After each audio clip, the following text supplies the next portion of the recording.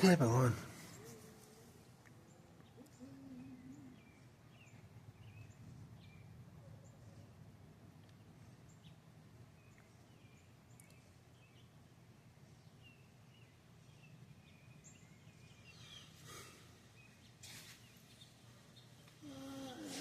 ઓલું એક જો ક્યાં છે જો